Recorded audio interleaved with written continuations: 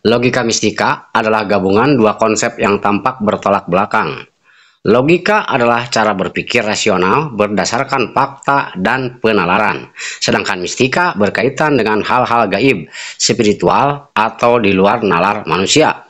Mencoba menjelaskan logika dengan sudut pandang mistis untuk menggambarkan pencarian makna yang menggabungkan akal sehat dengan kepercayaan terhadap hal-hal gaib.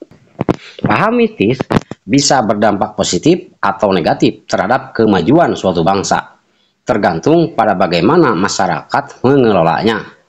Dampak positifnya, mistik dapat memperkuat identitas budaya, memberikan ketenangan batin, dan membangun kebersamaan sosial melalui ritual atau tradisi. Dalam beberapa kasus, ajaran mistis juga mendorong etika kerja dan moralitas.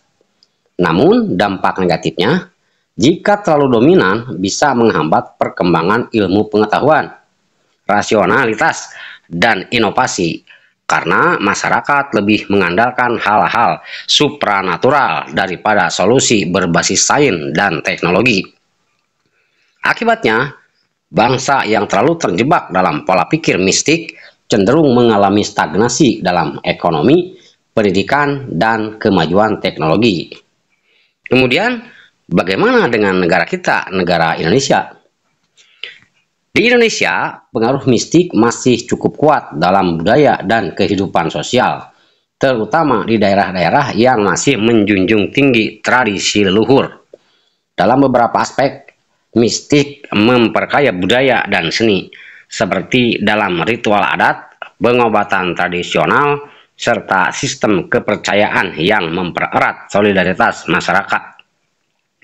Namun di sisi lain, jika terlalu dominan, pemikiran mistik bisa menghambat kemajuan. Misalnya ketika masyarakat lebih percaya pada dukun daripada dokter, atau mengandalkan supranatural dalam politik dan ekonomi. Indonesia terus berkembang dengan mengadopsi teknologi dan ilmu pengetahuan. Tetapi tantangan terbesar adalah menyeimbangkan tradisi dengan rasionalitas agar tidak terjebak dalam kepercayaan yang menghambat inovasi dan kemajuan bangsa. Indonesia masih berada di tengah-tengah antara mistika dan logika. Dalam beberapa aspek, masyarakat sudah berpikir logis dan mengandalkan sains, terutama dalam pendidikan, teknologi, dan ekonomi. Namun, unsur mistik masih cukup dominan, terutama dalam budaya, kepercayaan, dan kehidupan sosial. Misalnya, banyak orang yang masih percaya pada dukun, primbon, atau ritual tertentu untuk mencari keberuntungan. Sementara di sisi lain, ilmu pengetahuan dan teknologi terus berkembang. Jadi, Indonesia sedang dalam proses transisi, di mana logika semakin kuat, tetapi unsur mistika masih bertahan dalam kehidupan sehari-hari. Di negara maju seperti di Eropa, logika lebih dominan karena mereka mengutamakan ilmu pengetahuan, teknologi, dan rasionalitas dalam kehidupan sehari-hari. Namun, unsur mistika masih ada, meskipun dalam bentuk yang lebih modern, seperti astrologi, spiritualisme, dan kepercayaan pada energi supranatural. Beberapa masyarakat di Eropa masih percaya pada hal-hal seperti ramalan bintang, meditasi spiritual, atau bahkan praktik esoterik tertentu. Namun, pengaruh mistika di negara maju lebih bersifat personal dan budaya. Nah, kesimpulannya adalah logika dan mistika masih berjalan berdampingan di berbagai negara, termasuk Indonesia. Pengaruh mistika bisa memperkaya budaya, tetapi jika terlalu dominan, dapat menghambat kemajuan suatu bangsa, terutama dalam ilmu pengetahuan, teknologi, dan inovasi. Oleh karena itu, keseimbangan antara rasionalitas dan tradisi menjadi kunci dalam membangun masyarakat yang maju. Kemungkinan ketertinggalan Indonesia dalam menjadi negara maju itu tidak sepenuhnya disebabkan oleh logika mistika, tetapi lebih karena kombinasi berbagai faktor seperti korupsi, birokrasi yang lambat, sistem pendidikan yang belum merata, ketimpangan ekonomi, dan ketergantungan pada sumber daya alam.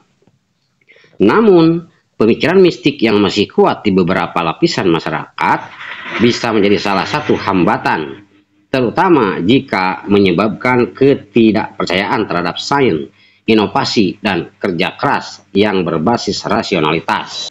Tan Malaka menekankan bahwa kemajuan suatu bangsa bergantung pada kemampuan berpikir rasional, kritis, dan berbasis ilmu pengetahuan, bukan pada tahayul atau kepercayaan mistik yang menghambat perkembangan. Kemudian kita perlu tahu apa itu konsep materialisme. Nah, materialisme adalah paham filsafat yang menyatakan bahwa realitas utama dalam kehidupan adalah materi, bukan roh, pikiran, atau hal-hal supranatural. Dalam materialisme, segala sesuatu termasuk pikiran manusia berasal dari proses fisik dan material, seperti kerja otak dan lingkungan. Ada beberapa jenis materialisme. Yang pertama ada materialisme klasik, yaitu segala sesuatu di dunia ini tersusun dari materi dan mengikuti hukum alam. Yang kedua ada materialisme dialektis, dikembangkan oleh Karl Marx, menyatakan bahwa perubahan sosial dan sejarah terjadi karena konflik antara kelas-kelas di dalam masyarakat. Ada yang ketiga yaitu materialisme historis.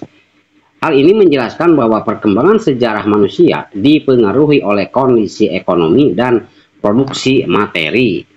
Dalam konteks Madilog Tan Malaka, materialisme digunakan untuk melawan pola pikir mistik dan tahayul, dengan menekankan bahwa kemajuan bangsa hanya bisa dicapai melalui ilmu pengetahuan, logika, dan dialektika. Dialektika itu artinya adalah metode berpikir yang menekankan bahwa segala sesuatu berkembang melalui konflik antara dua hal yang berlawanan. Konsep ini banyak digunakan dalam filsafat, terutama dalam materialisme dialektis yang dikembangkan Karl Marx. Prinsip utama dialektika yang pertama adalah tesis, antitesis, dan sintesis. Tesis artinya ide atau keadaan awal. Antitesis artinya lawan dari tesis yang menimbulkan konflik. Kemudian sintesis yaitu hasil dari perpaduan atau penyelesaian konflik antara tesis dan antitesis yang kemudian menjadi tesis baru dalam proses berikutnya. Contohnya dalam sejarah, tesisnya adalah feodalisme. Kemudian muncul antitesis yaitu kapitalisme. Dan pada akhirnya berkembang menjadi sosialisme atau sintesis. Jadi tesis feodalisme, antitesis kapitalisme, muncullah sintesis yaitu sosialisme. Jadi feodalisme berubah jadi kapitalisme dan menjadi sosialisme.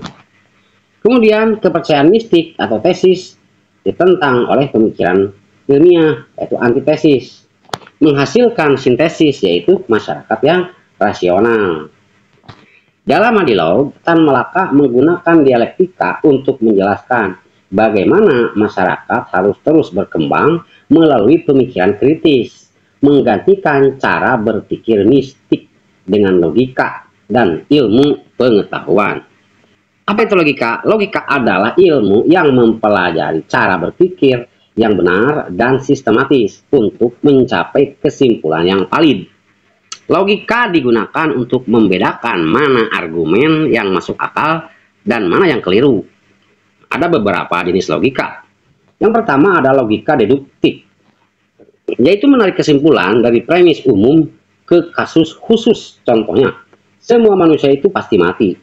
Tan Malaka adalah manusia, maka Tan Malaka pasti mati.